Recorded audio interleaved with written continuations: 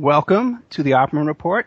You can find us here every Friday night, 5 p.m. Pacific Standard Time on Revolution Radio, freedomslips.com, and simulcast on CJ Mars Radio and 365.com, 365 Live.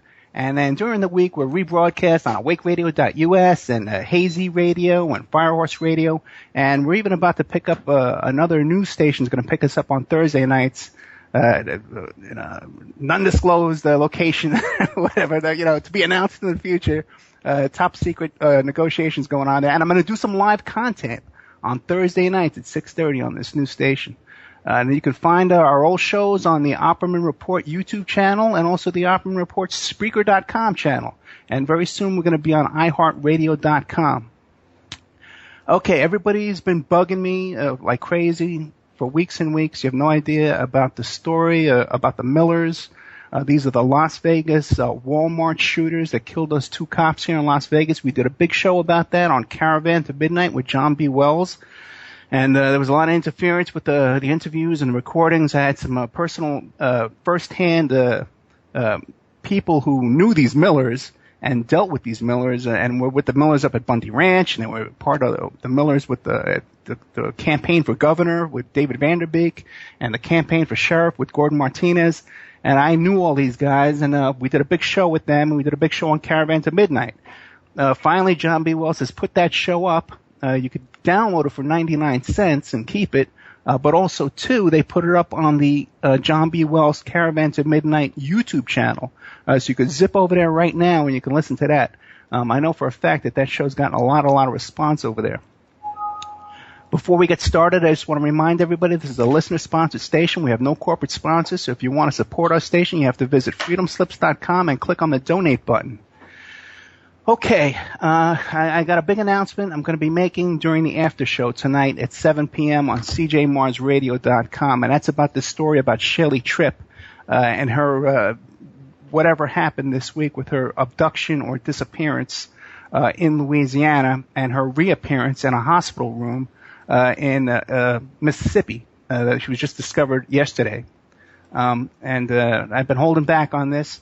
You might remember the story. Shelley Tripp wrote this book, Boys Will Be Boys, the story of media morality and Todd Palin and prostitution and all that kind of stuff. I'm in that book.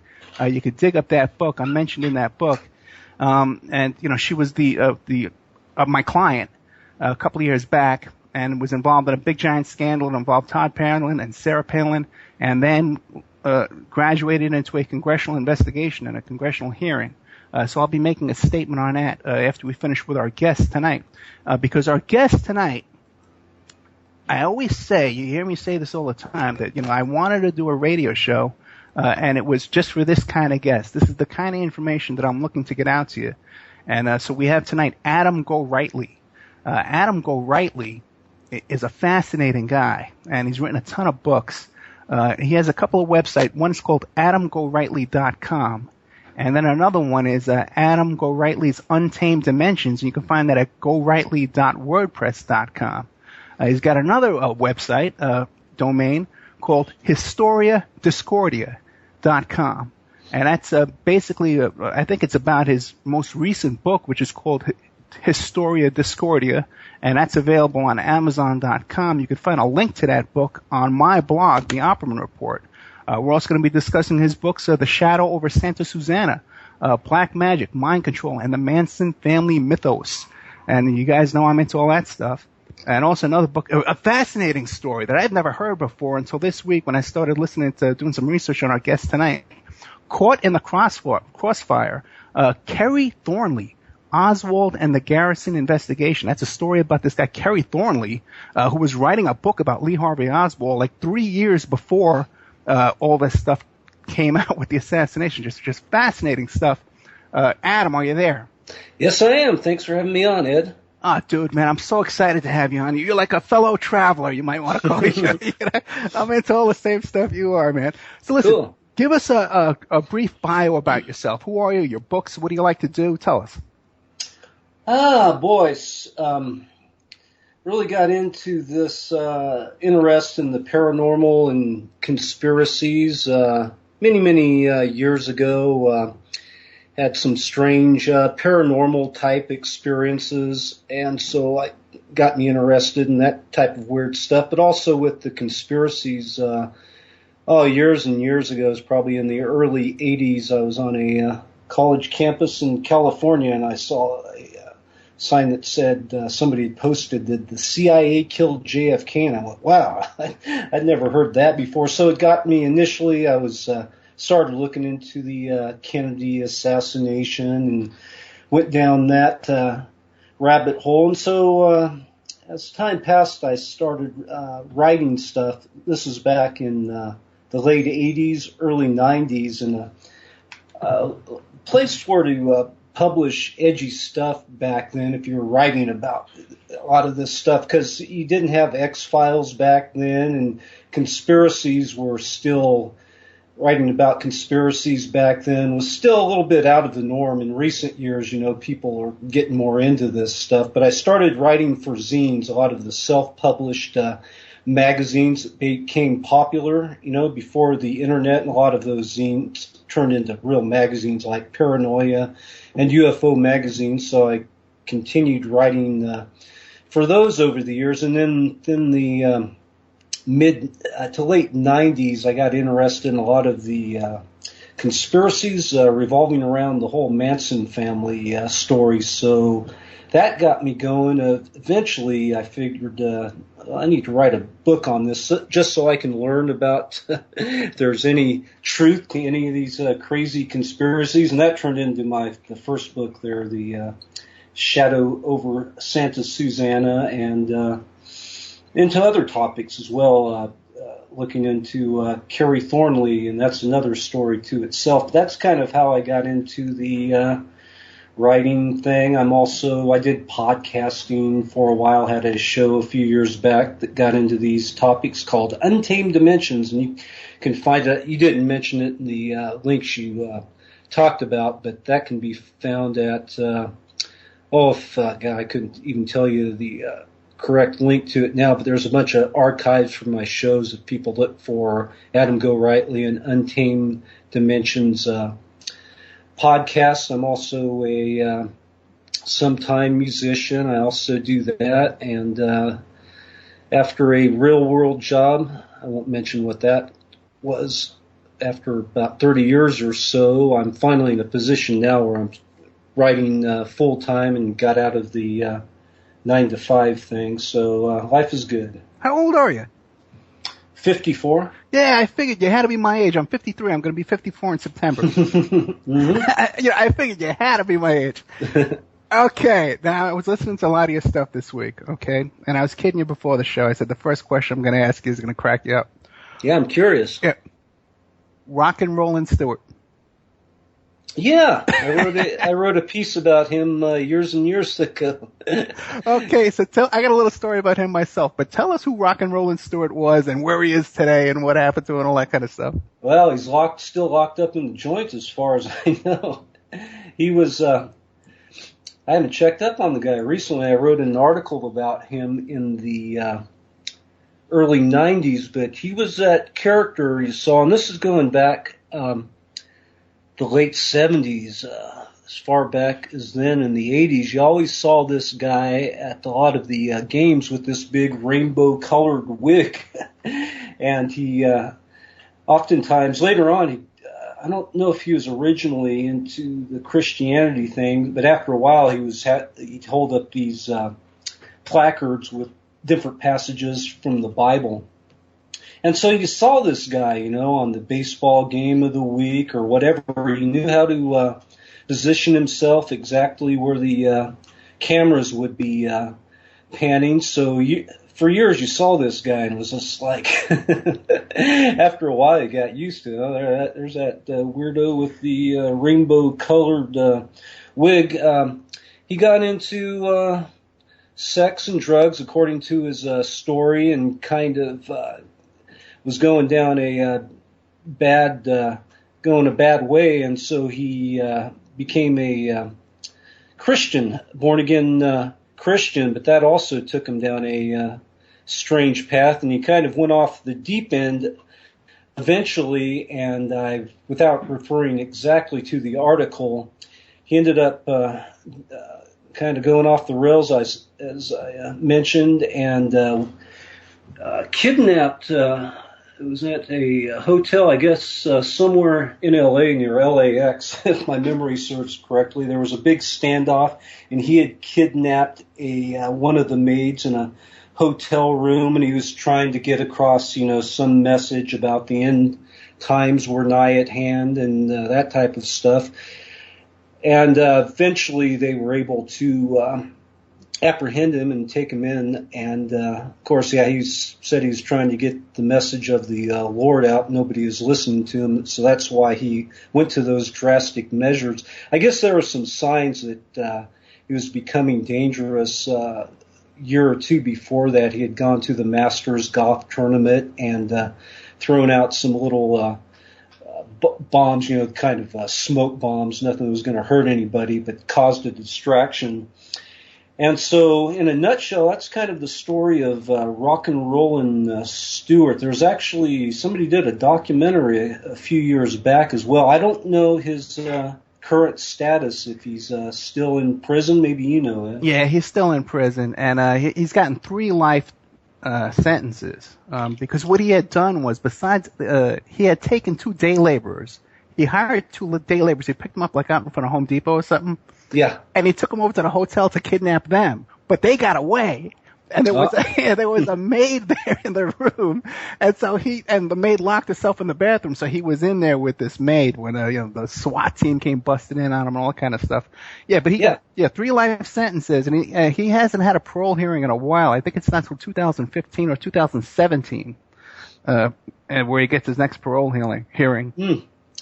Yeah, you're reminding me of the details now. Like I said, I wrote about that. Gosh, it's been 20 years now, and I sourced the L.A. papers. So yeah, the details about abducting those laborers and all that craziness. Yeah, quite colorful story. Thank God he didn't really hurt anybody, as I recall. Yeah, because I think he was really off the deep end there toward the end, like you said, because he was convinced that the world was ending and the rapture was coming in 6 days. Yeah.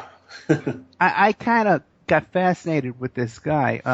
Back in the 70s, in 79, 1980, 81, I used to volunteer down at WBAI, listener-sponsored station in New York City. Bob Fast, I don't know if you remember WBAI. Were you ever from New York? No, I'm a California boy. Okay, because I heard you mention Yipster Times and A.J. Weberman and stuff like that. Yeah. Well, I know a lot about weird stuff, but yeah. Yeah. Well, what happened was, it was a listener-sponsored station. There was no time delay or anything, so when people would call in, they'd go straight on the radio. Bob Fast was this guy. He was a leftist, and he used to organize the yippies and stuff like that to take over Times Square and to do the big protests and stuff like that around that time. Mm-hmm. And this guy used to call in all the time. He was a fanatical call-in guy, and he would call in and yell, "Commie nudie."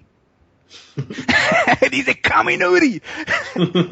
And he did it about 12 times a week, but mostly to Bob Fast. He had a hard on, you gotta watch my language, okay? But he had a real beef with Bob Fast. So one night, I heard a friend of his call in and say, "Yeah, the guy that calls in Commie Nudie? Yeah, that guy works with us here at the fire station. He's a fireman, and we have all his spare time, so he gets on the payphones over here and he calls and he makes prank phone calls." And he says, "Do you know that guy, Fan Man with the rainbow wig?" And we go, "Yeah." He says, "Well, the fireman guy tracked him down." This was like 1979, 1980. He goes, "Well, that guy is so crazy. He calls in. He's a fireman. He calls into the station. But he tracked down that rainbow guy and found out where he lives." And the guy was living in a car, by the way. By that time, he had sold all his property and stuff. Was just traveling around the country. And they used to go to New York Knicks games together. They became buddies. So good old rock and rollin' Stewart, man, is always stuck in my memory, man. Yeah, and it's he could probably pull it off. The price of going to ball games nowadays. No ways if he was living in his car, but quite the character. I think I have at the AdamGorightly.com site. I could be wrong. I haven't looked at that site for a while. I posted a bunch of articles, and I think I have one of them on the Rainbow Man there, or as he was originally known as the Fan Man as well. Yeah, they came up with a new Fan Man after that guy parachuted down into the boxing ring with an actual fan taped to his back. Oh, yeah, I remember that character. Yeah, he had to take over the name Fan Man. Hey, so what other fun guys do you have? Besides, before we want to get into all the stuff, the Process Church and Manson and all that kind of stuff, what other fun stories have you been reporting on? Another one, I keep saying the stuff's probably at the website. I had to take a look. One character I really liked, and are you in Los Angeles? No, in California? No, right now I'm in Henderson, Nevada. Oh, okay. That's not too far away. Let me look on my page here. I probably have something about Ronnie Raines. I didn't post my Ronnie Raines article. That was a fun one to write about the glory days of roller derby in Southern California there. Oh, very cool. And one of the great characters was Psycho Ronnie Raines, they called him. And he was like way ahead of his time, being this clownish self-promoter, and it was before WWF got real huge and all that type of stuff. And this was one of those things. This is going back to the late 70s or so. I would see on TV they'd show the roller game of the week with the Los Angeles Thunderbirds, and of course they hyped it as the fastest growing spectator sport. But after amount of time, roller derby fizzled out. But this guy was just the funniest, fascinating, really good skater as well. But he was just this clownish, bigger than life character. So people like that I write about, kind of some stories that are retro nostalgia, then stuff about the counterculture. That's when it gets into Manson story or Kerry Thornley. Now, let me ask about Kerry Thornley. Now, did you actually? Well, no. First, about this roller skating, the roller derby guy. Did you actually track him down and meet him in person and talk to him? I haven't, but I was able to find out that he is still around. He basically got out of the scene and he moved to up to Washington State, I recall, and there's some good backstory there if people read the article. That's in one of my books. But yeah, Psycho Ronnie Raines, he pretty much disappeared from the scene. I never had an opportunity to interview him. Yeah, that's one of the things I love about having this radio show is being able to track down people like that, mm-hmm. and really meet them and get to know them and stuff. Yeah. Now, what about this guy, this Kerry Thornley story? Okay, well, was that like the first big book you did?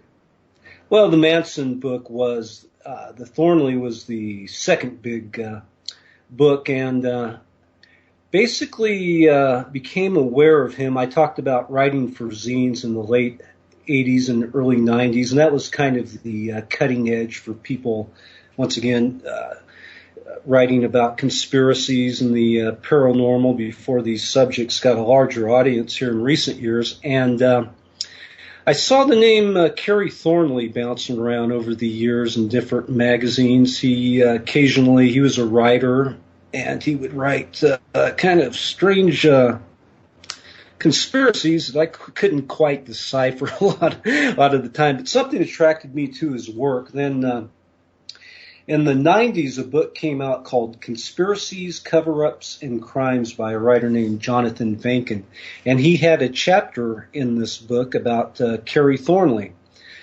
Thornley was, one of the first curiosities. He, in the late 60s, he grew up in the 50s, at 40s and 50s, grew up in Whittier, California. In the late 50s, he and this friend, Greg Hill, came up with this spoof religion called Discordianism, which people are still into these days.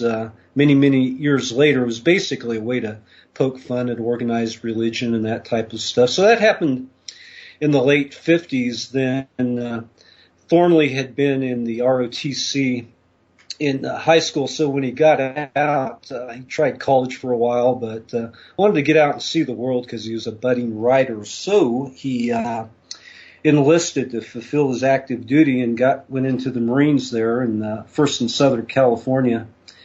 And that's where he met Lee Harvey Oswald. This was 1959.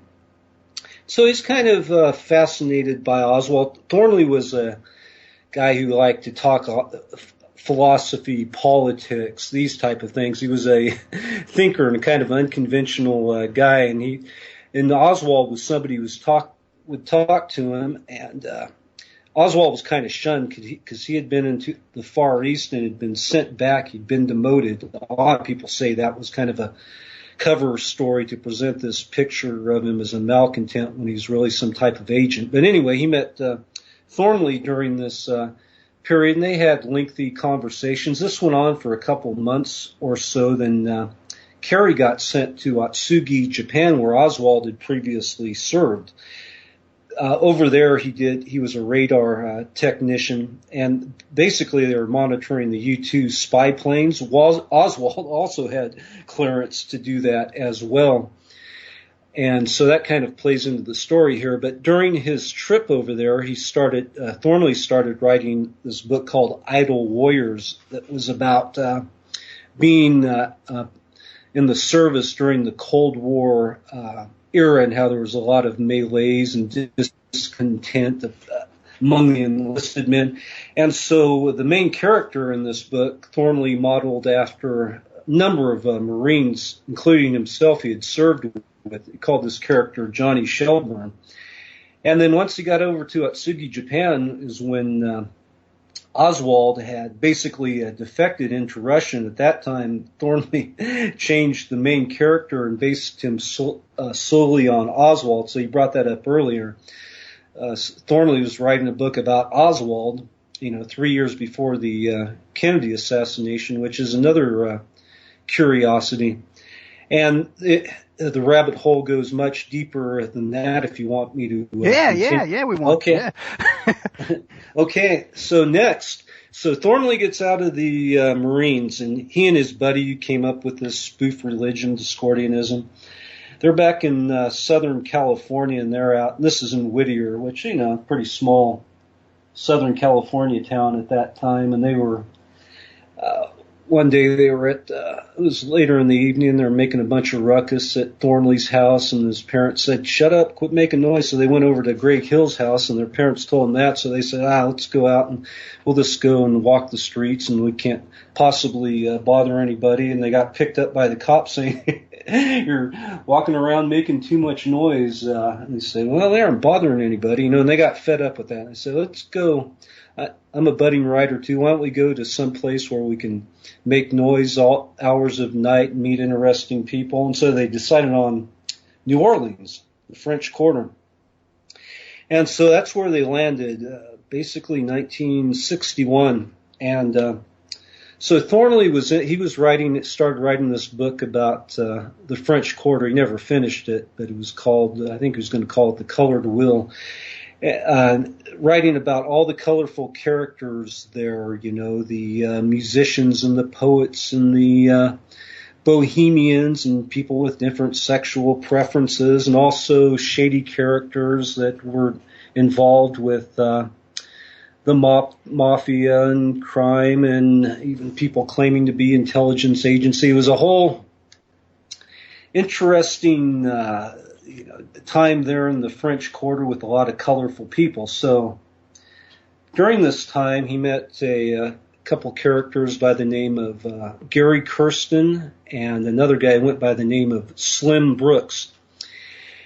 And both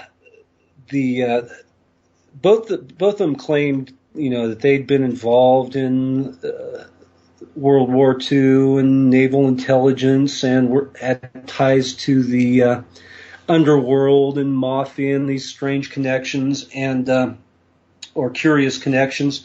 And so they have these long conversations, once again, about politics, philosophy, on and on. And the one guy, Kirsten, was kind of a Nazi-type character, as Thornley described him. And at one point, a theoretical conversation started about how to kill a president, and in particular JFK. And Thornley played along. He thought this was just some type of intellectual exercise, and they came up with. So they kicked this around, and anyway, they had many conversations like that, and there were some other curiosities that went on. And wait, let me ask you a question now. Was Thornley in the JFK movie? Was he portrayed in that movie? Well, let me get to that in a minute. Remind me. Okay. So, time went by. Then, he did, like I said, he didn't really consider these conversations any more than just some morbid intellectual exercise with these. Characters. Then he left New Orleans in late '64 after the Kennedy assassination. Having known Oswald, he thought, well, I could maybe write a book about Oswald, not the fiction book he was working on, but a nonfiction thing. And so Thornley actually wrote the first book about Oswald related to the assassination that came out, which was published in '65. But in late '64, he figured he'd moved from New Orleans and he moved to Arlington, Virginia, to be close to where they were starting the Warren Commission hearings, and he was hoping that he could testify before the commission to help publicize his book. Sure. So anyway, that ended up happening, and he did testify before the Warren Commission. And basically his position back then, he immediately after the assassination, he felt that Oswald was innocent because he was too much of a screw up to have been able to pull off the assassination. Then he, as details came out and he heard the popular slant from the media, then he started to accept the Warren Commission findings. And that's kind of the slant of his book, Oswald. He tries to paint a picture of psychologically why Oswald would do that. Of course, this was he was a 27-year-old kid at that time. So he didn't, he just wanted to publish the books. So that's the slant he took. The book got published. A couple of years later, he's back in, now he's in Los Angeles, and he's meets a guy named David Lifton, who was a critic of the Warren Commission report. And Lifton had read Thornley's book on Oswald and confronted him about that and said it's a bunch of BS. This Lifton brought, as Thornley told the story, Lifton came over to Thornley's apartment one night, brought all the 26 volumes of the Warren Commission report and went through them, pointing out all these details. By the end of the night, Thornley was convinced, there must have been a conspiracy, and Thornley's girlfriend was crying when she heard all that. So his worldview shifted, and, so the rabbit hole gets even weirder. Now, in '67, Garrison started his investigation, and we know a lot of the details about that from the movie JFK, for instance. And Garrison, at one point in all this, ends up indicting Thornley, claiming that he was part of a CIA conspiracy, and that Garrison made other claims too, that Thornley was one of the Oswald doubles, and there was a witness that came forward that claimed she saw Thornley with Oswald in New Orleans. There was a 2-week period in like '63 when Oswald, or somebody claiming to be Oswald or one of the Oswald doubles, was in New Orleans. Same time Thornley was, and somebody claimed to see him together. So this is what Garrison based his claim on, that Thornley was somehow involved in the JFK assassination.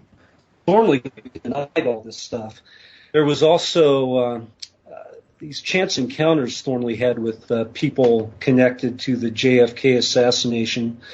You might be familiar with some of these names, like David Ferry and Clay Shaw and Sure. Guy Bannister. Thornley said these were all chance encounters, and all he did basically was shake their hands. And so, a lot of curious things pointing to Thornley. And I get into this in the book, but he always claimed that he did not meet Oswald in New Orleans during this period, and the other claims were ridiculous. And I go through all those different claims in the book. But so in 1970, there were about Clay Shaw was acquitted. That's who Garrison prosecuted, and his case ended. Garrison claimed that CIA and there was government tampering that undermined his case, and he dropped all charges against Thornley as well, and that seemed to be it. Then here we get we need to go down this rabbit hole though too. That he brought up the Yipster Times. Yeah. He saw a copy of the Yipster Times, and this was during the Watergate thing, and they published some of these early photographs of the 3 tramps that were picked up in Daley Plaza. Sure, A.J. Weberman, yeah. Mm-hmm, yeah, our man A.J. Weberman, he came up with it, and they published a book afterwards that these appeared in called Coup d'etat in America, an acronym for CIA, and they took acetate overlays, and they had pictures where you could take the acetate or the pictures of the Watergate burglars, and put the acetate of the 3 tramps in Dealey Plaza, and they matched up, and they do indeed look like they match up to a certain extent with E. Howard Hunt, famous CIA spook, Watergate burglar, and Frank Sturgis. Thornley saw these photos and went, "Holy crap, that's the dude I was talking to, the weird Nazi guy with who claims he was involved with the mafia and intelligence agencies." No, E. Howard Hunt. Oh, Hunt, okay. And so as soon as that revelation came upon Thornley, started having all these other memories about what went on in New Orleans, and he began to suspect that he had been set up to be a alternate fall guy in the Kennedy assassination if the Oswald setup had gone awry. So that's part of the story of Kerry Thornley. And so he had like a revelation that, hey, man, I was a patsy as well in this whole thing. Mm-hmm. And there's some other weird connections. Thornley, over the years, and what I read about in the book that got me interested, that Conspiracy Cover-Ups and Crimes in 91, before I wrote this book, first started looking into that, Thornley was claiming that at that time in the 90s that he suspected that he'd been a victim of government mind control and some type of weird Nazi breeding experiments, all these things that seemed far out. But as I looked deeper into the story, it turns out that Atsugi, Japan, where both Thornley and Oswald served, it was where they were the CIA and military were conducting a lot of their MK Ultra experiments, you want to call them, testing on military troops at that time. Okay, let me interrupt you, because I heard also, too, that one of the Watergate writers, either Woodward or Bernstein, I believe it was the one that has all the intelligence connections, was also down there at that Atsugi, Japan. Oh, I've heard, I think I've heard that as well. That would be Woodward. Yeah, but people have, since then have been telling me, no, that I'm wrong. But what do you think?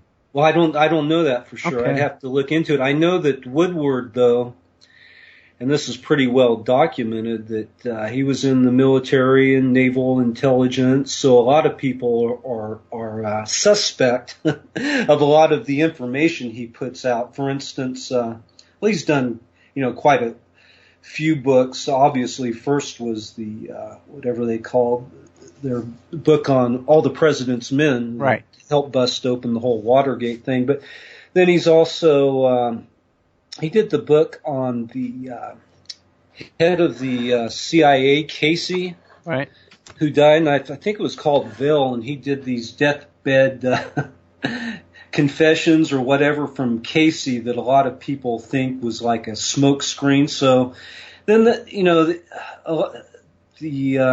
I can't say for sure about any of this stuff, but the noted conspiracy researcher Mae Brussels said there are certain people who work in the media that are basically vacuums. They'll be put in to handle these stories and put the spin on it that they're directed to. Now, there's some interesting theories that I've heard that, and this is pretty far out, but it came from both Dick Gregory and Mark Lane. Okay.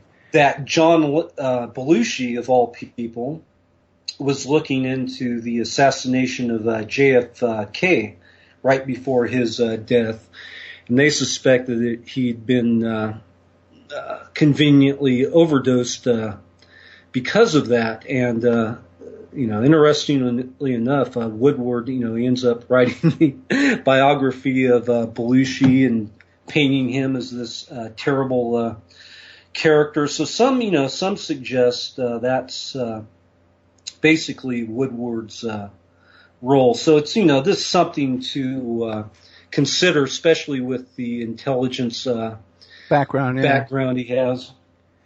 Now back to this guy Thornley. Did he ever any information about Judith Baker and Thornley? Yes. Oh, good. What do you got? I cover that in my book. But I'll tell you what I know. I don't suspect Thornley was wittingly involved in the JFK assassination. I think he was manipulated. Let's get to Judith Baker in a second here. The main witness who saw Thornley was another fascinating character by the name of Barbara Reed, and I write about quite a bit, and I learned quite about her in the book. She had been friends with Thornley in New Orleans, and she was this bohemian hipster involved in all kinds of stuff, helped really reinvigorate the traditional jazz in New Orleans, started this place called Preservation Hall, which is still there and features, traditional New Orleans jazz. But she was also into voodoo and magic, and had a reputation for that as this kind of wild hipster person involved in everything. And of course, these were the people Thornley was seeking out. I talked about the spoof religion they came up with called the Discordian Society. Mm. And so they launched a branch in the French Quarter of the Discordian Society. And this was just a few people playing around with this idea of a goddess or a religion dedicated to the Greek goddess of chaos and discord, Eris. This person... I know I go off on a lot of tangents here, but it's all related. With you. No, I'm with you, man. I'm following you. Baited I'm on the edge of my seat. This person, his friend Barbara Reed, was also involved in the early days of the Discordian Society, and I cover some of this in the book. Later, when the Garrison investigation started, she claimed that she saw Thornley in the place called the Bourbon House Restaurant Bar, where Thornley hung out. And so she even signed a deposition on all this. And Garrison claimed other people saw Thornley as well, but nobody signed depositions except this other character called Raymond Brochures, who's pretty much been discredited and probably was never in New Orleans at all, and later threatened to kill President Johnson. And so those were the main two witnesses against Thornley that Garrison used in his case. Looked into this and couldn't find much to corroborate it. One interesting angle when I started writing this book, the publisher at Farrell House, Adam Parfrey, asked me, have you looked into the work of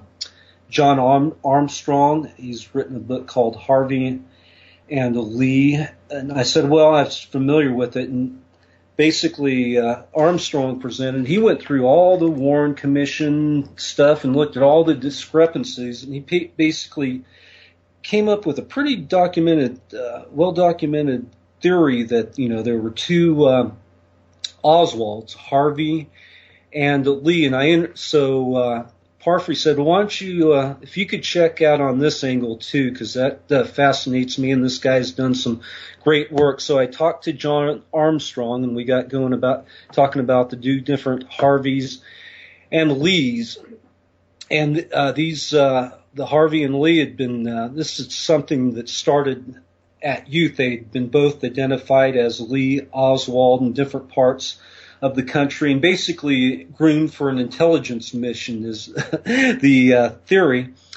And that the two Oswalds, Harvey and Lee, were both serving in the military in Southern California, when they met up with, one of them met up with Lee Harvey Oswald.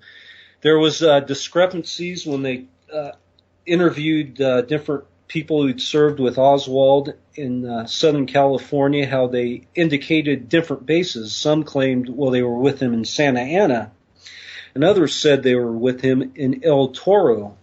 And so the Warren Commission's attorneys figured, well, they're just confusing the same bases, but why would they make that? Why would they confuse those? And so Armstrong traced it and, believes and presents pretty good evidence that they were at both bases. And there are two bases. One's in El Toro and one's in Santa Ana. He said Harvey and Lee were both at these different bases, and Harvey and Lee didn't know each other, okay?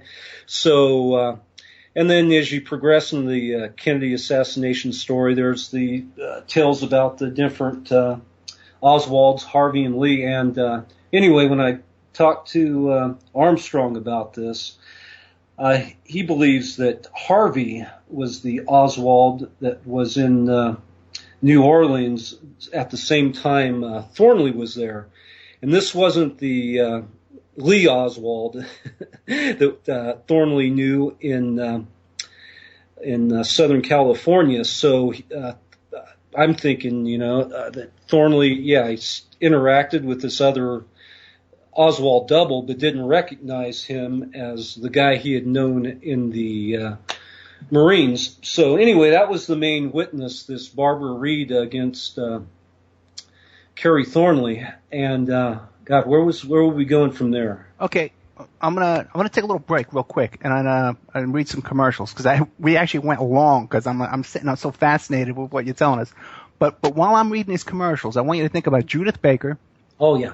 I want you to think about the story that Peter Lavenda tells about that Orthodox Catholic church that all these guys were involved in. They were like, well, okay, good. And the connection to the Process Church in that? Oh, there might be, yeah. Okay, okay, let's talk about that. And also I want to ask you a couple more questions about A.J. Weberman. So just, take some notes, okay? And search your mind. Let me just read some ads real quick to pay the bills. Okay, first of all, we are on freedomslips.com, Revolution Radio. So if you want to support this station, you got to go to freedomslips.com and click on the donate button. There's also a summer auction going on. So you go to the website freedomslips.com and look for the auction. You can buy all kinds of neato stuff, all kinds of great things on there. You can also support the show by going up the Opperman Report with a PayPal donation. Go to oppermanreport@gmail.com, or you can buy my book, How to Succeed as a Private Investigator, or you can go to my website, emailrevealer.com. Emailrevealer.com. Did you know that studies indicate that up to 30% of the people using online dating services are married or in a relationship, and they're cheating on their partner? At emailrevealer.com, we have a search called the Online Infidelity Investigation. And this search is for people that have noticed signs of cheating and suspect their partner is cheating online with a secret social network site like MySpace or Facebook, or they have secret personal ads online, like an internet dating service. So you provide the email address of the suspected cheating spouse, and we search thousands of online personal ad websites, and if that email is registered to any internet dating service, we would provide you with a list of those websites. So you can go to emailrevealer.com, or you can call us at 800-448-0772. Oh my God. Okay. Also too, don't forget my daughter, Victoria, has a show. It's on every Saturday afternoon on cjmarsradio.com. It's called Teen Truth, where she gives you all that teen gossip going on out there. I'm going to try and get Adam Gorightly booked on that show. One of my sponsors too is infinityhomeplans.com. Check out infinityhomeplans.com and Design Services, your resource for 3D and 2D architectural services. They offer a multitude of products, including stock home plans, 2D digital drawing sets, and 3D models and renderings and more. That's Mike Gray over at infinityhomeplans.com. Give him a call, man. If you're building an addition or something like that, give Mike Gray a call at infinityhomeplans.com. Pacific West Bamboo. Everybody loves Pacific West Bamboo. They don't like Pacific West Easy Wider. They like Pacific West Bamboo. And that is Amanda, the bamboo queen of the Northwest. And she's going to be appearing at the Portland Bamboo Festival, July 14th, from 10 a.m. to 3 p.m. at the Stevens Pavilion at Hoyt Arboretorium there. They're featuring lectures, workshops, vendors, and demonstrations. And they were also excited to announce that they will be assisting in the building of the stage and art pieces for Pickathon 2014 in Happy Valley, Oregon. That's Pacific West Bamboo. Give them a call, 503-839-8126. You can email them at demroots@oppermail.com. They got a Facebook page, Pacific West Bamboo. They're your number one source for timber construction and craft-grade bamboo poles, plants, and products. You need bamboo. Go see Amanda and tell her I sent you. Let's see, what else? Any other sponsors or anything going on? No, but we are with Adam Gorightly, the author of Historia Discordia.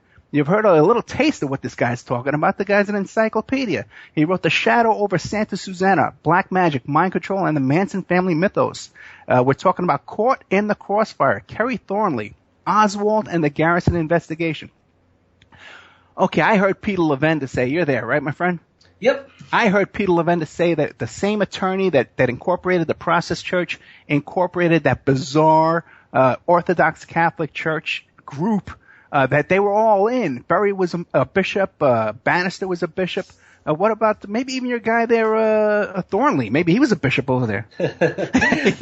Not Thornley. I know a little bit of this, and Levenda, and I've read his books. Pretty fascinating. I can't verify a lot of that stuff because I like to when I hear these things to dig a little deeper. But yeah, Levenda claims that they were these wandering bishops. One of them, and they belonged to these kind of obscure, unorthodox religions. I forget some of the names, Gnostic type religions. And David Ferry was involved with that, who was one of Garrison's prime suspect. In fact, Garrison was the main, Ferry was the main suspect. But right after he got picked up by Garrison, he conveniently suicided, and at that point, Clay Shaw became the main suspect that Garrison targeted. But so, Levenda identifies these guys as wandering bishops who traveled around the country and who were involved in different nefarious intelligence stuff, like the Kennedy assassination. And another one of these wandering bishops was that fellow I mentioned, Reverend Raymond Broshears, who testified against Thornley. I write about this Broshears character in the book. He was part of the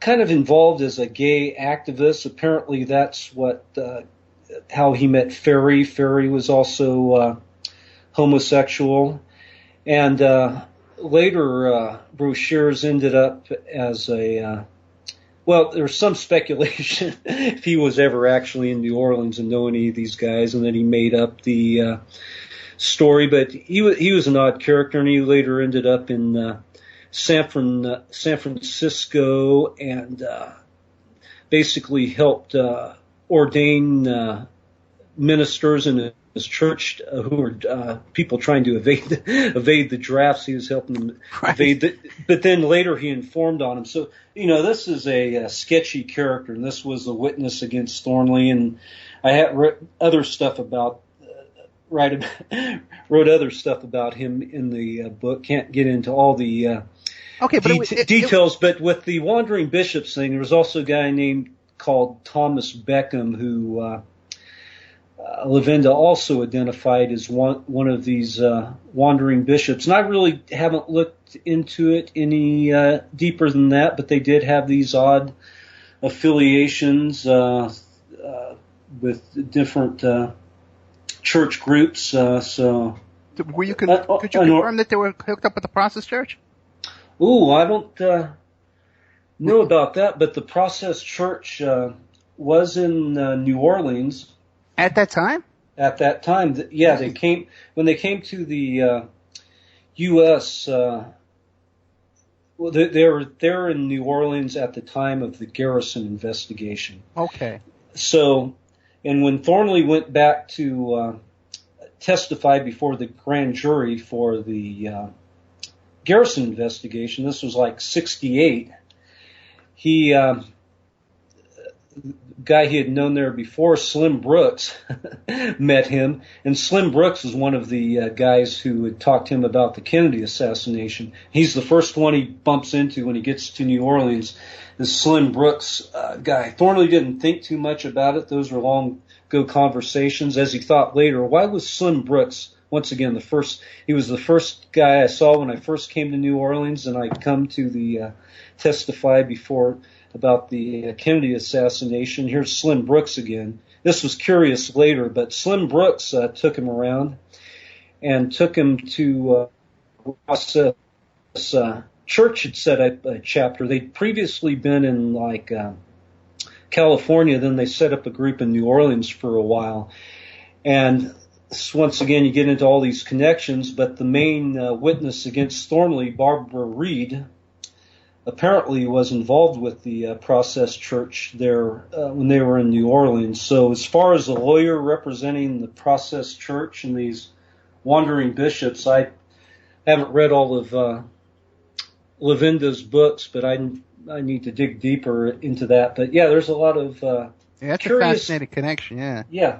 Now, what about Judith Baker, man, and her claim that they were all working on a cure for cancer, and that they actually came up with cures for cancer? That Berry and Oswald were all curing cancer down there. What do you think of that? Well, it's pretty interesting. There's been a few books on that. What's it called?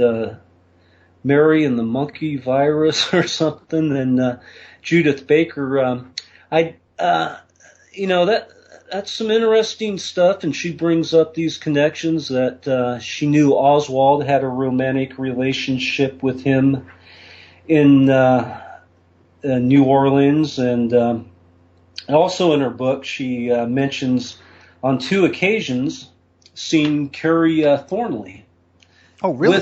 With Oswald. And so those are the things I wanted to address. All of these rumors about Thornley and either discount them or say, well, I don't know, maybe that did happen. But as far as Judith's claim, and she said this happened on 2 occasions, and it happened during the month of May.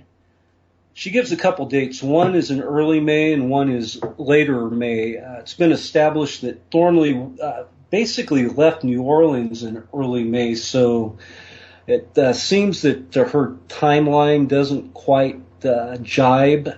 The encounters with Oswald she writes about with Oswald and Thornley, they don't ring true to me, which isn't to say I'm calling Judith Baker a liar, but who knows? It could be. Thornley could have had a double too. Well, yeah, you know, exactly. So I don't know what to make of that. It's curious. You see, and she claims that there's also the rumor that Thornley had a relationship with Marina Oswald. Oh, really? Yeah. And so this came to Garrison. Garrison, he had, his main investigators who worked for the New Orleans DA. Then he had all these other investigators, kind of ad hoc freelance investigators who were running around on their own gathering information. A lot of the information was pretty damn sketchy. One of his lead investigators turned out to be Barbara Reed, who was the main witness against Thornley. So you're a private investigator. There seems to be a little conflict there. And one information he got, and I went through all the Garrison files and stuff, and it was a letter, supposedly a letter. Somebody quotes a letter that came from a guy who runs a supermarket, who says that one of his people who works for him saw we got a break. Thornley. I believe it. Okay, wait. I'm sorry to interrupt you, my friend. We had that long break I was telling you about. Okay. I'm just sitting at the edge of my seat with Adam Gorightly. Go to adamgorightly.com. This is that long break. You can go what you got to do. I will. Gorightly, WordPress.com. Adam Gorightly's Untamed Dimensions. His new book is Historia Discordia. There's a website called historiadiscordia.com. We're talking about his book, Caught in the Crossfire, Kerry Thornley, Oswald, and the Garrison Investigation. When we get back, we're going to get into Charles Manson, Process Church. Oh, my God. I don't even know what else. I'm going to have Adam Gorightly move in with me so we can talk about this stuff all night long. But we'll be right back after this break. Drop.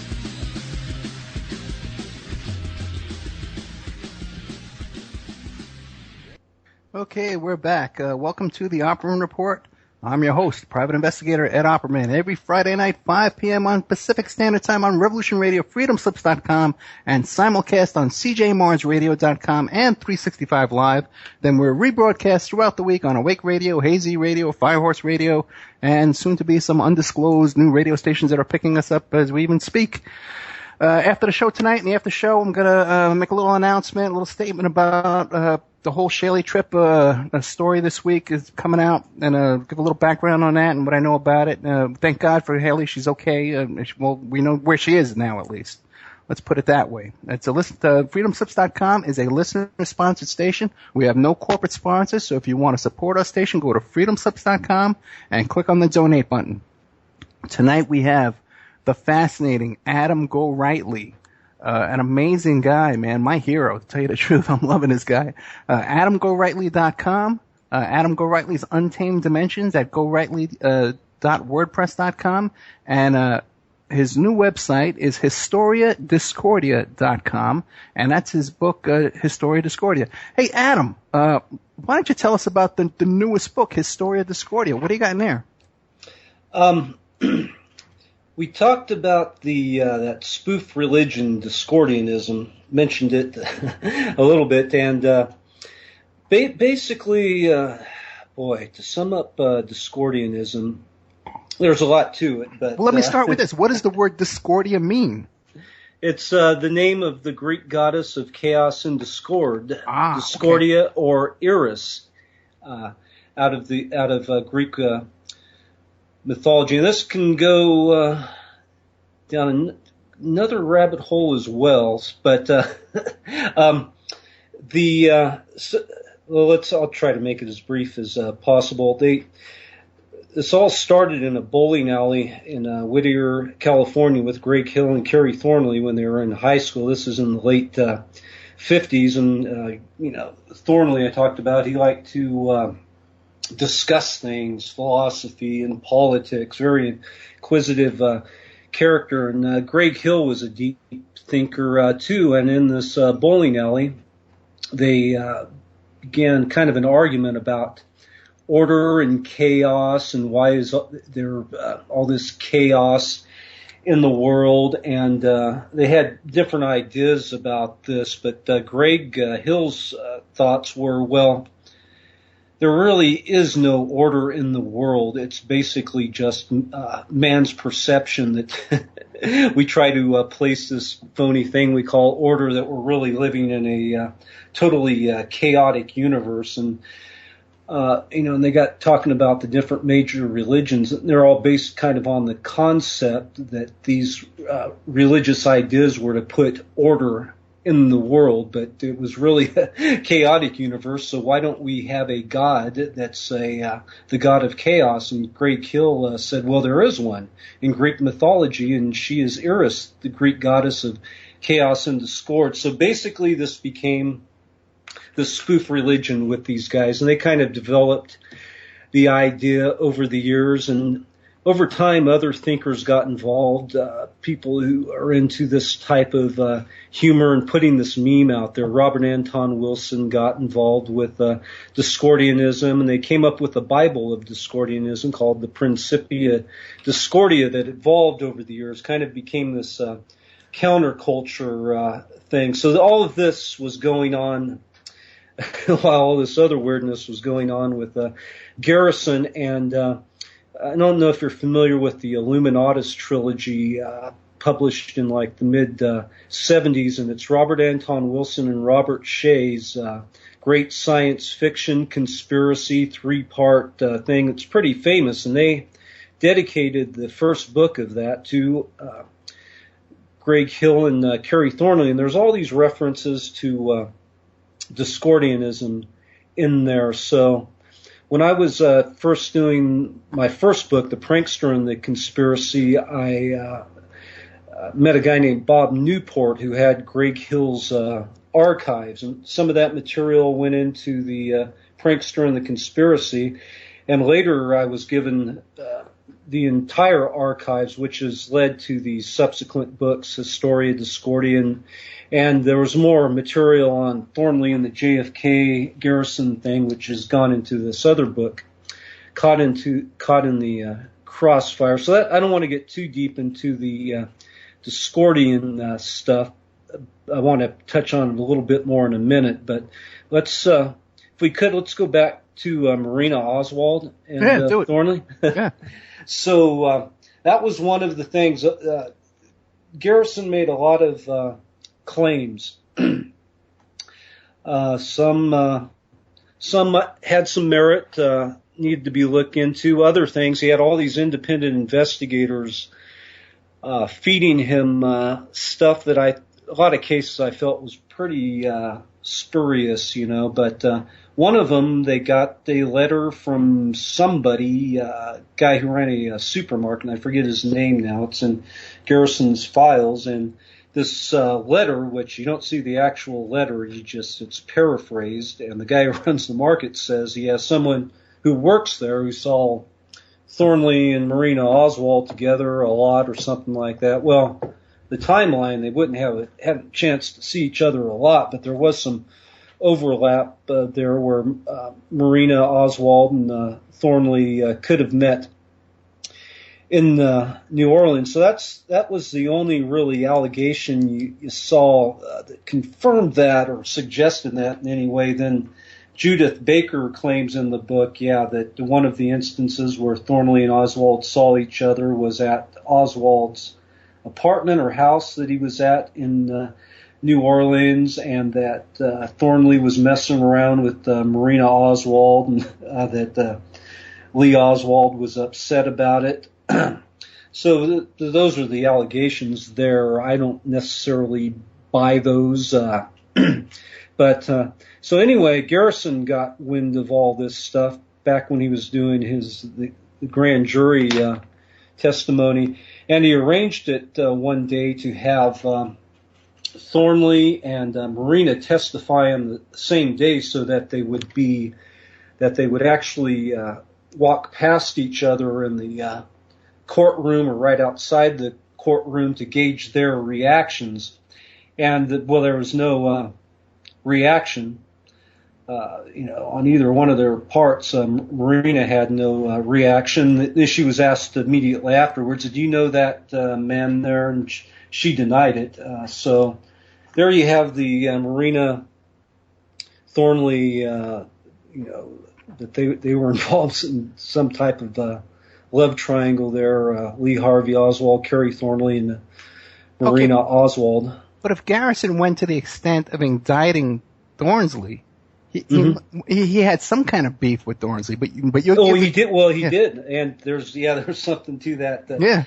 Beef, and it came from the Warren Commission testimony. This is the original story I heard, and this came from Dave Lifton, and it's documented in letters and stuff that originally Garrison wanted Thornley to be a witness in the case against a guy named Heindel, who lived in New Orleans and had served with Oswald. And in the Warren Commission testimony, Thornley said that he'd heard one of the other Marines talk to Oswald in Russian. And later, Garrison came to suspect it was this Heindel character, and I forget his name. I think it was John Heindel. And Heindel was close to the name Hidel, which Oswald was also using. And so Garrison's original plan, he was going to call this Heindel guy before the grand jury and basically asked him, "Do you speak to Oswald in Russian?" And he would say no, as he already had Garrison talked to him before. Then he was going to call Thornley in and say, "Did you hear that man speak to Oswald in Russian?" It gets pretty damn convoluted, and Garrison's case and very tenuous, when he's pulling stuff like this. And when originally Thornley was going to offer his help in the case, but when he heard it was this coercive stuff going on, he sent a very pointed letter to Garrison, said, "No way, and you're screwing with people's civil liberties and this type of stuff," and he wanted nothing else to do with the case. "Good day, sir," that type of thing. Right.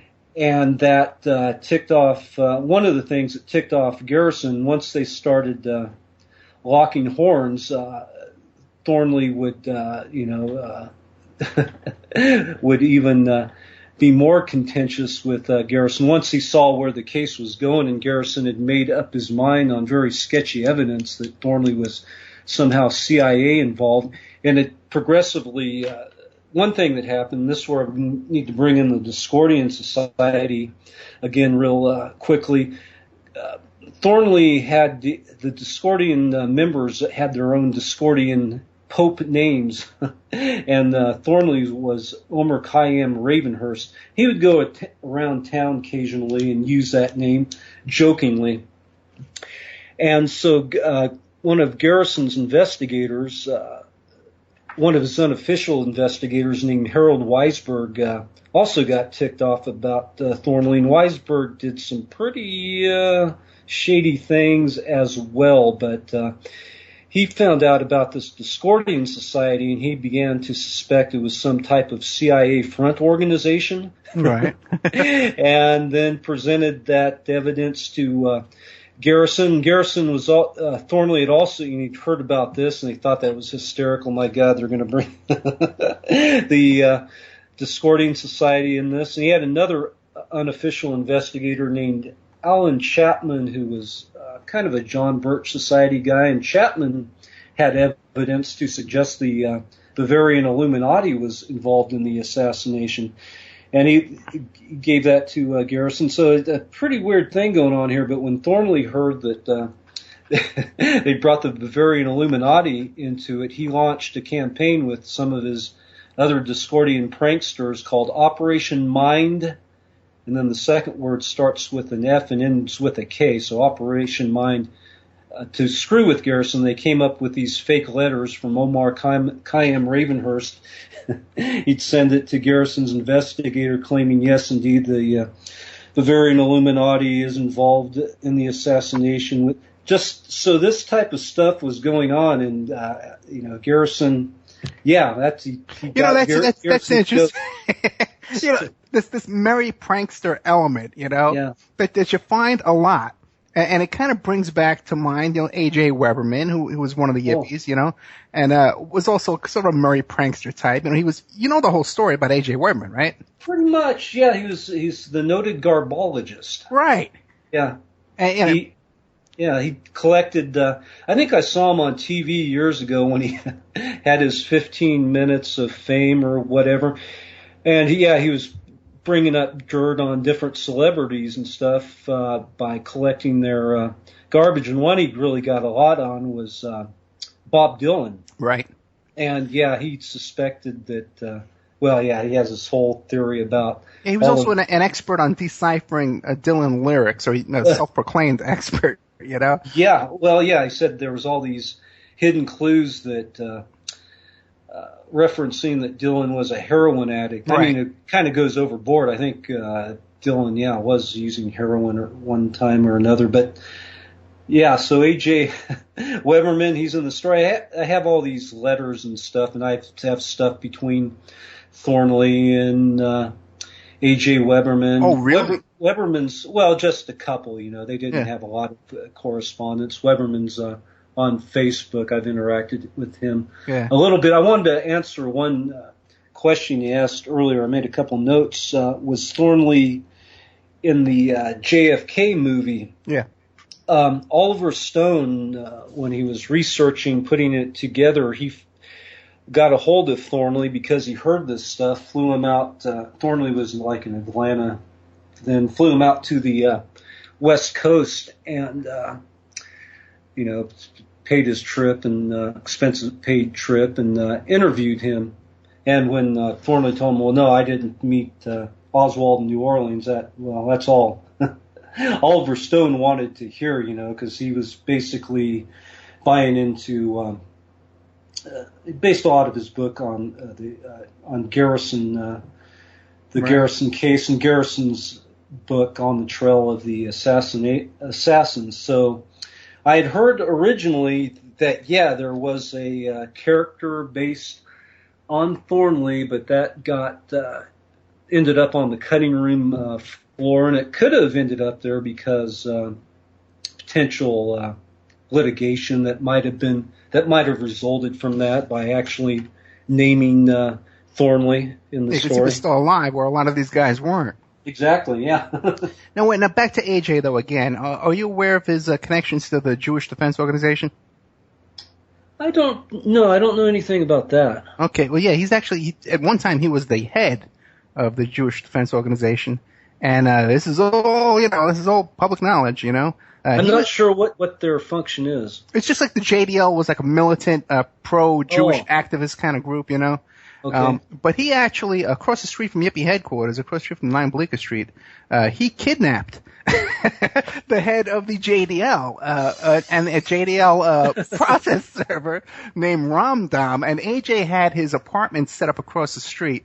AJ, by the way, today he's on the board of directors for the Yippie Museum at 9 Bleecker Street. Yeah, I've heard that. Yeah. Right. But he had his lobby of his building set up where if someone came in there that he didn't like, he could lock the door. I know, man. He could lock the doors and then release tear gas on them. Wow. Yeah, so the guys from the JDL, I think it was even Meyer Kahana and a private investigator named Ramdam, who's had a lot of beefs with AJ over the years, showed up to serve him with some papers, and he locked them in, tear gassed them, held them hostage, man. There was a police standoff that went on for like 7 hours, and then no one got arrested. Wow. Yeah. I remember seeing him on TV, and it was one of those shows like Real People or one of those back in the day, and they were following this guy in it was Weberman, and he was getting into somebody's trash, and the security busted him, and they're hauling him away. He's going, "Get your hands off of me! I'm a garbologist." That's right. Yeah, we're on official duty. Okay. I actually, when I was doing the podcast a few years ago, I contacted him for an interview because I knew some of this stuff. Those are the type of guys I like to interview, and had it all set up. Then, it bells out at the last second, like, okay, you never were interested in doing it, were you?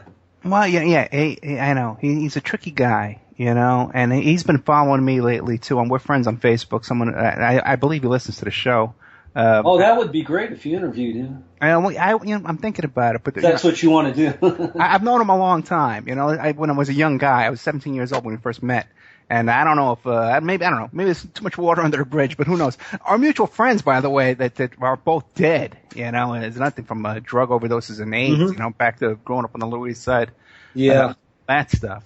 But I don't know. But he's a historical figure that I think, and I think the book Coup d'Etat in America is a gem. And it is. I really dug that book. It was an eye opener, and Thornley thought, there was a lot there because he believed at one time or another. I mean, his thoughts kind of changed from time to time that that it was E. Howard Hunt who manipulated him in the early '60s. It was basically E. Howard Hunt in disguise, kind of. Right. I had a chat with St. Vincent Hunt, E. Howard Hunt's son. Oh, yeah, right, yeah. Yeah, and I thought he was going to come on. And he kind of disappeared on me too. So who knows? But what do you think of that deathbed confession? Well, that's pretty damn interesting. That Thornley was talking about E. Howard Hunt. This is like early on. There was a few people that were pointing towards him. Then eventually the deathbed confession before Hunt died. And there's another interesting character. E. Howard Hunt had this colorful career as an intelligence agent and also wrote tons of fiction novels and all that going on. But I think basically he said in the deathbed confession, I haven't listened to the whole thing, that he called himself a bench warmer. That he wasn't one of the lead triggermen, but he was one of the backup guys, and that one of the main brains behind it was what's the guy's name? Sturgis? No. Cord Meyer. Okay. He was with the CIA, and Cord Meyer was the husband of Mary Pinchot Meyer, who was one of JFK's lovers, who I think a year after JFK bit it, Mary Pinchot Meyer was also gunned down in a mysterious death. And there's a lot of people who believe that Mary Pinchot Meyer, with JFK carried on a lot of liaison, but during their tryst, that she turned him on to LSD, and she had gotten LSD from Timothy Leary. She was on a mission to illuminate the high mucky muck politicians, give them acid and show them that would end all the ills in the world and get out of whatever military. Yeah, but what do you think of Leary, though? I think Leary was an agent from the start, or at least he spent half his time with a case over his head, facing time, wandering around on bail. His whole public life, the guy was out on bail. Yeah, well, he got. There's a lot of theories going around now. Yeah, people that are convinced he was MK Ultra agent, part of this grand design to use drugs to undermine the counterculture, and I think the verdict's kind of still out on that. But well, I'll tell you this: Dana Beal and those guys, and A.J. Weberman at that time in 79, 80, everyone in that group was convinced Leary was CIA informant, agent, COINTELPRO, everything. Well, yeah. When they first started the LSD, doing clinical stuff at Harvard. All of that was supplied by the CIA, through front organization. That's where they got their acid. So, but I think it kind of backfired what the CIA envisioned using that for. But anyway, with Leary, he's done some great thinking too. A lot of his stuff, it's not all this weird pie in the sky thing. He was a brilliant thinker at times, but it appears he definitely, had some interesting connections, and it looks like he did at least become an informant to get himself out at one point. Yeah, and that prison break. What do you think of that? I always found that to be suspicious as well with Leary. Well, I was just reading about that. Why do you find it suspicious?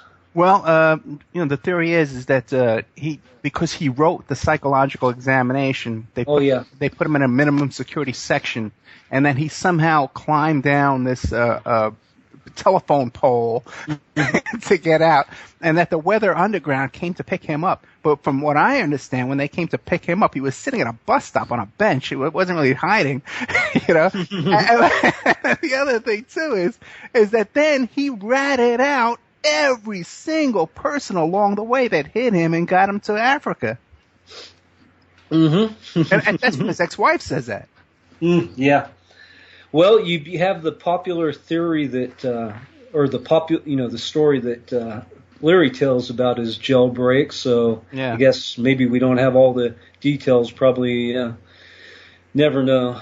Yeah, I don't think we'll ever know now. Well, he was deeply involved. Well, yeah, it was the who were they? The brother? Who'd you say got him released?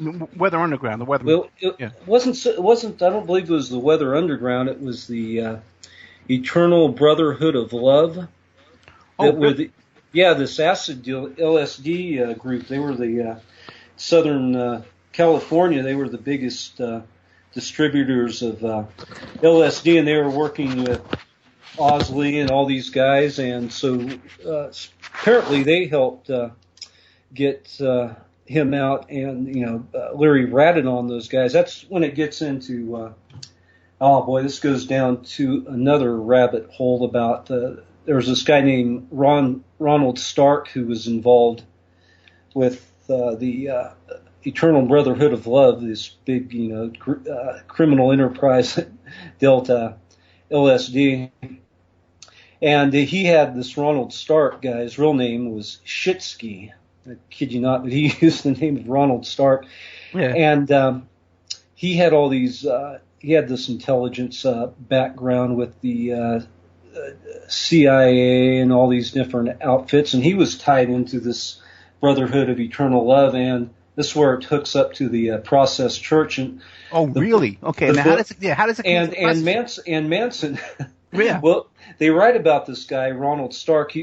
He's in a few books. Talk about a colorful character. Look him up. Supposedly he died in 1984, but according to Maury Terry in The Ultimate Evil, which is another book, a lot of people say, well, there's a lot of, made stuff he made up in that book. But he claims that this guy, Ronald Stark, was seen with Charles Manson at one point, before the Tate-Labianca murders, and that basically the thesis is that there was this underground murder network that Maury Terry talks about in The Ultimate Evil that connected the Process Church of the Final Judgment with the Son of Sam murders and also the Manson family murders, that they were all connected. And somewhere in this Ronald Stark, who was involved with LSD distribution during the beautiful Summer of Love, and that connects up to possibly the MK Ultra program, and they were using these drugs as programming agents. I've talked to other people who said that there was different types of LSD. There was the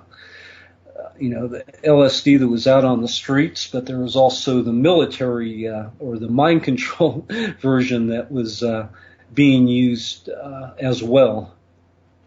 Very interesting. I had a guest on a couple of times, former NYPD detective Jim Rothstein. I've heard of him, yeah. Yeah, right, who arrested Frank Sturgis. He tells me that Frank Sturgis confessed to him.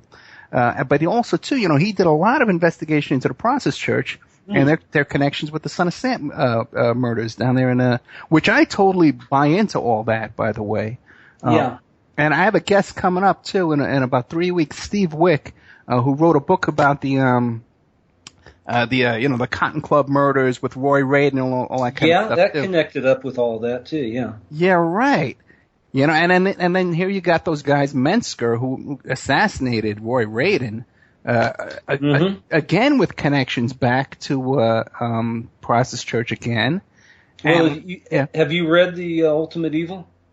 No, I've never read it. No, but I've watched all of Maury Terry's and I followed all his interviews when I was growing up in New York. Mm-hmm. And my friend Jim Rothstein again is very good friends with Maury Terry, and we're trying to get Maury Terry to come on. Oh, that would be great. The Minster, how's his name? Minster? Yeah, something like that. Yeah. Yeah, he was, according to Mary Terry. Yeah. Mentzner was Manson too. Right. And he was out on the West Coast there. He ran with the same circles as Manson, kind of took over the Manson kind of hitman duties after Charlie got locked up. And I'm trying to remember the details, but he was embedded pretty deeply into the music scene there and was intimate friends with Mama Cass and a lot of those people like Manson. Yeah. Really? I didn't know that. Yeah, he was in that scene as well. You know, you had the people in the Mamas and the Papas and all this, and there was crossover of parties that were attended by the Manson family. And after, you know, the Manson family murders went down and the convictions, there was and Ed Sanders talked about this in the book. There was like this veil of silence that was thrown over the case, and it was kind of tidied up by the whole Helter Skelter theory, you know, that Manson had been, gone crazy, been influenced by the Beatles to bring about Helter Skelter and all of this. But basically that the theory there, that was just a cover story to not involve all the other people who knew Manson in the drug world and the music and movie industry. Now, what about, have you read Alex Constantine's work about Menster, where he connects him to O.J. Simpson and coke dealing? No, I'm familiar with, wow. Yeah. I hadn't heard that one.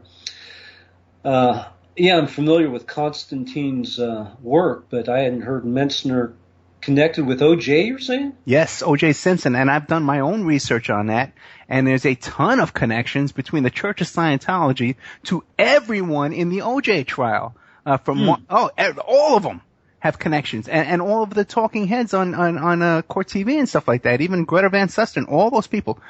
The Church of Scientology is up and down the O.J. trial.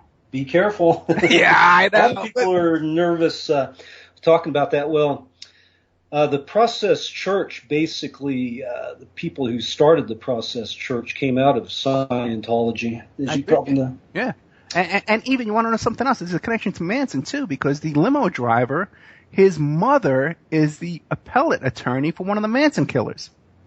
The limo driver? Who are we talking about? The limo driver in the Manson, in the O.J. trial.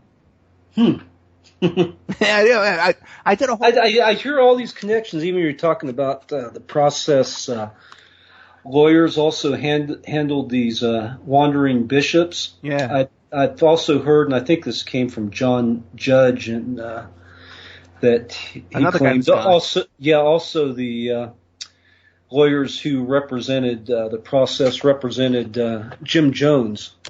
Well, Mark Lane was down there when all that happened. Mm-hmm. There's another curious one. And how did he walk out of there? Well, he wrote his own book about it, if you can believe it. I'm trying to get him to come on as a guest, too, but if he listens to this show, he may not come on. Well, he won't want to go there. What, really? I would, well, who knows? I've never heard him talk about it, so, somebody must have... He's never really said anything about it except his book called The Strangest Poison that he put out a few years after that. And, there's stuff about the CIA related to that. Yeah, oh yeah. Yeah, mm-hmm. I did a really good show about that, like 4 hours long, with David Kahn, who wrote a book about it and was involved with Jones. Amazing connections about the Jim Jones political connections. Oh, he had big time connections in California. Yeah, unbelievable. That's why I think one of the reasons he was able to get away with what he was doing over there in Guyana for so long, because he built a lot of goodwill by cultivating, he'd do stuff on behalf of whatever, civic groups and support. Oh, wait, I got a connection for you to hit. Listen to this, man. OJ's mother was a nurse and worked in one of the psychiatric hospitals that Jim Jones controlled all the hiring and firing out of. Yeah.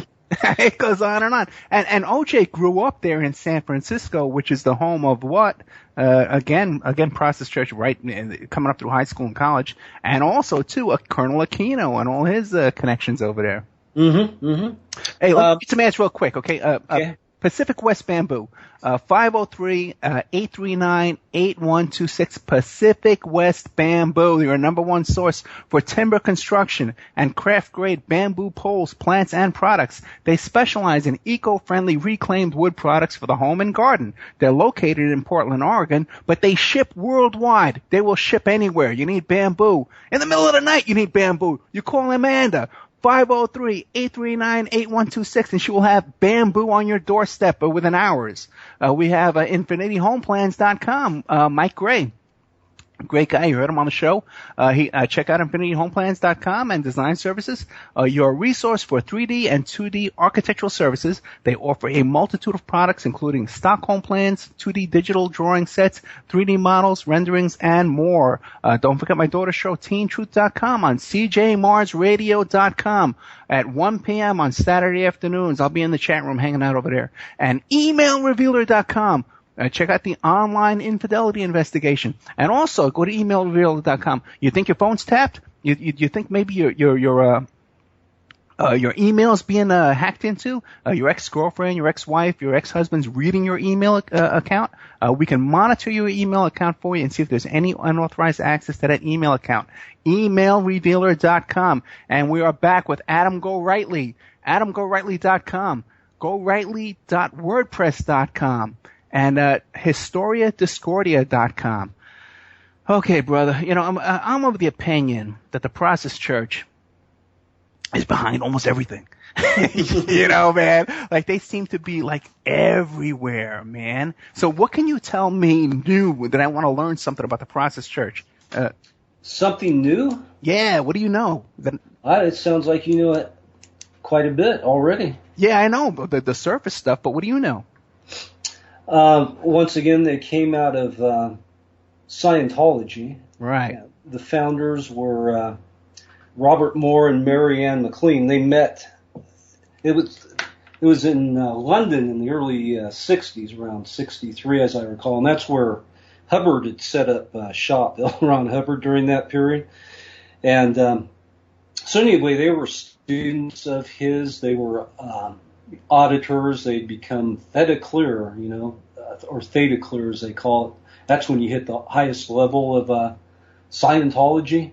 Charles Manson also in prison claimed that he became a theta clear because he studied under a Scientology group they had formed in one of the cells there in prison. So he was steeped in that stuff too. So anyway, they as far as the history part of it, they broke with Hubbard at some point in the 60s, and they started their own thing, Mary Ann McLean and Robert Moore, and they got married, and they started what they called compulsions analysis. And originally they were just like a psychoanalytical type of group, not unlike kind of what Dianetics and Scientology was doing. But then as time evolved, one thing they changed their names to the Crimstons at some point, and eventually it took a more spiritual turn, and they developed this cosmology where they were worshiping these different entities all together: Christ, Jehovah, right, Lucifer, and Satan. And I thought those were the same guy, but apparently not. And so each of these for them represented like this different spiritual path, and the whole idea, as I understand it, was to incorporate all these deities, you bring them all together, and thus bring some type of balance or harmony into the world. That was kind of their public concept they pushed. And Manson touched on a lot of these ideas too, if you listen to some of his stuff, where he'd say, I'm Christ and the devil and all of this. So there was a lot of parallels between a lot of the stuff that Manson came out with, as well as the process, and so there's some overlaps when they're in the same places at the same time, those type of connections. The process landed in Haight-Ashbury. That's where Manson, after he got out of the slammer, that's where he ended up. And the Manson family, he was gathering some girls. Charlie was gathering some girls at that time, and they lived on Cole Street. And that's where the Process Church also had they set up a chapter there.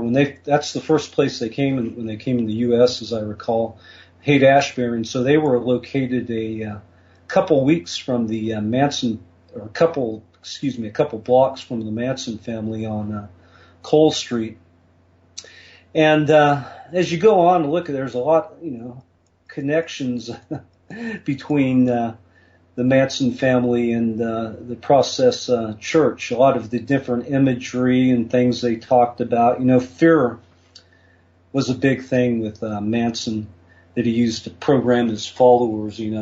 Manson felt that to become a totally tuned-in soul, you had to overcome fear.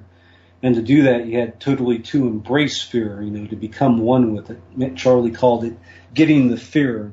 In the Process, they promoted these same type of ideas as well, and of course Manson used these kind of things later, perhaps, to train his followers to kill. Well, Manson came out of Boys Town, the Franklin cover-up and the whole thing there. And connections keep coming. Yeah, right. So now he had to be, he talked about what he was put through over there. Do you think that's where he learned his mind control techniques? Do you think he learned it from Scientology, or a combination of all? Was he an agent all along? What was up with that? Well, I definitively, I don't know. But as far as Boys Town, he wasn't there too long. There's a famous picture of him shaking hands with Father Flanagan. Oh, my God, you're kidding. Oh, you look it up. You'll find it on the web, man. And he's got this cute little cherub face, and Charlie Manson. He was only there for like a couple days. Oh, really? Okay. Then he escaped. But he was institutionalized. Yeah, most of his youth, he was in and out of juvie, or then into prison later. So he was a very street wise and hardened con, who learned to be a con in prison, and there's, of course, Scientology plays into it. He kind of soaked up, all this stuff in prison. He met different interesting characters. So it was a schoolhouse. He met in prison the former Public Enemy #1, Alvin Creepy Karpis, part of the Mob Barker gang, so he was like a father figure to him. And he met different mafioso types, and even in one of his books, Manson said he met this kid there that had a really dark satanic influence on him, and basically taught him different type of manipulation skills. So Charlie was soaking up all this stuff in, and by the time he hit the Haight-Ashbury, he was a bit older. He was in his early 30s, and so he targeted all these young runaway females and used different psychological methods. That Manson was a very intelligent guy when it came to learning those type of skills and manipulating people. So I'm looking at your bio here, and you have connections to Manson and Hollywood porn films. Mm-hmm. What do you got? Well, there was a dude. I got. Let's see. The Star Entertainment escort service. Yeah, that was one he was involved with. I got to rummage my memory banks. Remember, I wrote that book like in the. I just met you though, man. I want to hear it. Well, I'm trying to recall. Somebody came out. There was a. He was a private eye in L.A., and I'm forgetting some of the names now. But there was these stories that when they after they busted the Manson family in the raid on not the raid, but part of it was the raid of Spawn Ranch, but also materials they got at the LaBianca house. There were these films in there, and that there were porn films and snuff films, and that Manson family was involved, and other victims of Manson crimes, and without referring, actually, the book, I can't tell you some of the exact names of the folks, but basically the thesis, one of the theories, Manson family and Wojtek Frykowski and all these people were involved in drug dealing. Right. And that there had been a drug burn of the Manson family, and that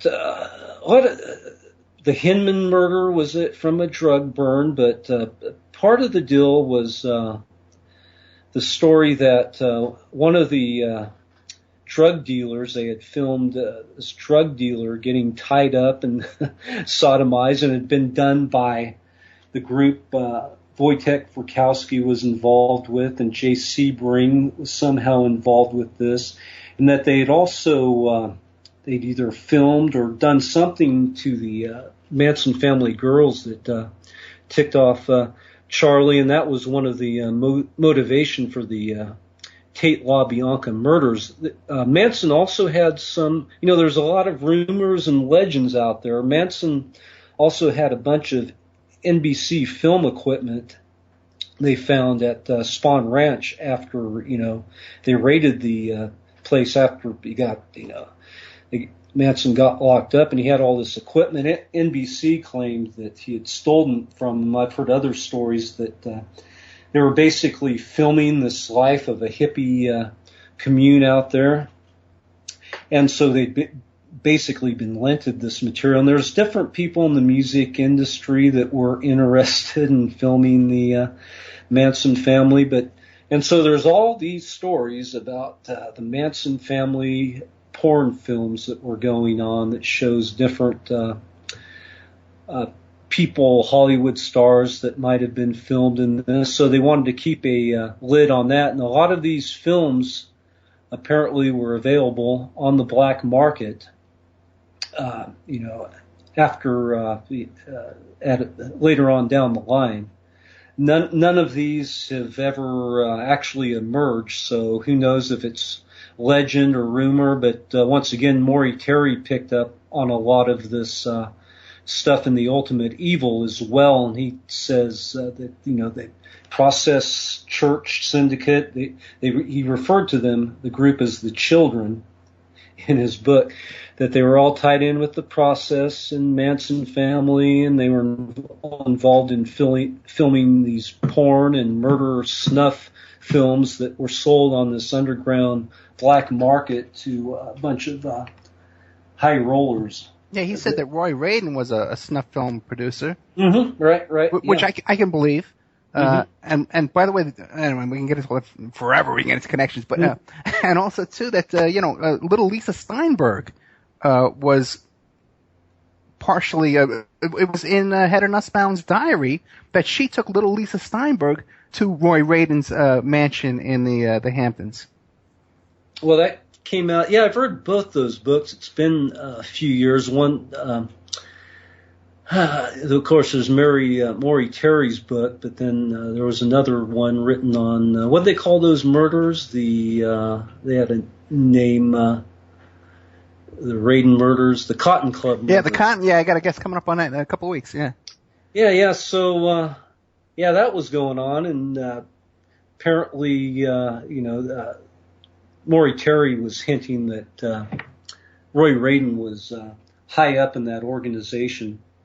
And funny enough, the guy who played Lamont on Sanford and Son, Damon Wilson, was the bodyguard that night. Radin's bodyguard, yeah. Yeah, but you want to know something even more funny? You know what he does now? Well, he's a minister, I believe. And he wrote a book about occult symbolism. Oh, really? Yeah, hey, he wrote a book, man, about symbolism in TV jingles and in TV commercials. That's all occult symbolism in there. Now, how would he know? I wasn't aware of that. Damon Wilson, huh? Damon Wilson. Yeah, I'm trying to get him as a guest too, man. Oh, I got to listen to some of your shows, man. Brother, like great stuff. I told you, man, we were going to love each other. Okay? No, as soon as I heard you, man, I said, this is my guy. And all my fans knew, all the listeners, they all heard of you, Cool. And I did listen to your show about the Black Dahlia. That's some interesting stuff there. Yeah, there's some pretty good stuff in there, yeah. Okay, now there was one other thing. Now, what about the connection from the Beatles and Helter Skelter to Manson? What's this true story about that? What do you think?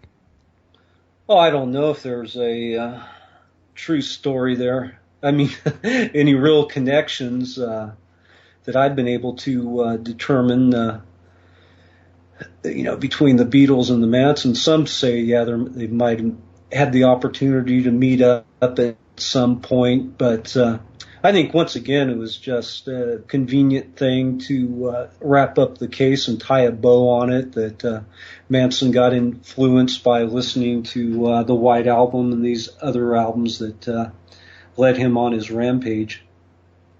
Now, of course, other people, one guy you ought to have on is Dave McGowan. Oh, yeah, Dave McGowan, I love him. He's on all the time, yeah. Oh, really? Oh, yeah. So, yeah, I don't see any sinister connections, but they did when during the Tate-Labianca case, Manson, for a while, he was representing himself, and he tried to subpoena different people in the Hollywood scene, some who he might have known, but one of the people on the list was John Lennon. So, oh, really? Well, also John Phillips, John, and there was a lot of even Polanski broke into John Phillips' house. No, yeah, there's a lot of looking for an address book that he can compare the handwriting. Yep. Fascinating. And again, too, there's all those Robert Evans connections to Polanski and all those characters. And then later on, who's he hooked up with? Oh, by coincidence, Roy Raiden. Oh, sure, nothing. Yeah, and there was different stories about the Manson family attending parties at John Phillips' house and those connections. Wojtek Frykowski and Abigail Folger, they lived with Mama Cass for a while. Mama Cass comes up in the story that was a pad where the Manson family showed up at now and then. So there was all these connections. They ran in some of the same circles, a lot of those same names. Yeah, Terry Melcher. Oh, yeah, Terry Melcher, big time. I mean, that. Now, you don't think there's any chance that during that lost weekend when John Lennon was with May Pang, that there was no kind of paths crossed with that group? There had to be. Well, that was later, the May Pang thing. That was in the mid-'70s. Right. But still, the Process Church was around at that time. Oh, well, it's possible. One interesting thing that came out, the Beatles were over here in, it was like 66, and they were first turned on to acid. It was one of their first LSD trips, and they talked to John Lennon about it later, and he basically, and they were hanging out with like Terry Melcher, Peter Fonda, those types, and Lennon was reminiscing about it, and he said, yeah, we took acid there at like Doris Day's house or something like that. Yeah. What a lot of people now suspect, Melcher was living in the Tate death house at that time, and really where the Beatles had their first acid trip was there at where the murders later went down. What about the story that the art gallery that Yoko was putting on her art exhibit where she met John, that exhibit was put on by the Process Church? You know a lot about the process. I hadn't heard that one. Yeah, I'm working on a couple of books myself, my friend. I see a lot of connections, man, with Yoko and the process, and even the Yippies in New York City and the process. And Roy Raiden was the manager for Tiny Tim, who was a fixture down there at Yippie headquarters. Wow. Yeah, and Tiny Tim used to say, "I don't have to worry about anything. I don't have to worry about not getting paid." Because my manager is Roy Raiden. Well, yeah. Then you know about how the Process Church evolved into the Best Friends pet sanctuary, right? Yeah, we do. You know what? The show's over. Okay, hang out though. We're do a little after show. We're gonna drop Studio A Revolution Radio. We're on with Adam Gorightly,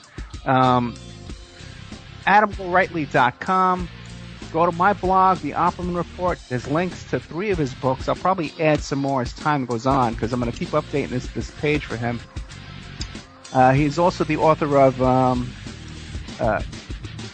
Historia Discordia, and that's his book that's out right now. Okay, and it's also has a website called HistoriaDiscordia.com. Adam, thank you very much, but hang out for a couple of seconds. Okay, thank you. Yeah, I'm going to do a little after show. Let's drop the survey. Okay, Revolution Radio, goodbye. We'll see you next week. Next week I got coming on, I forget the guy's name, but we're doing a show about Jimmy Savile and the pedophilia going on in London over there.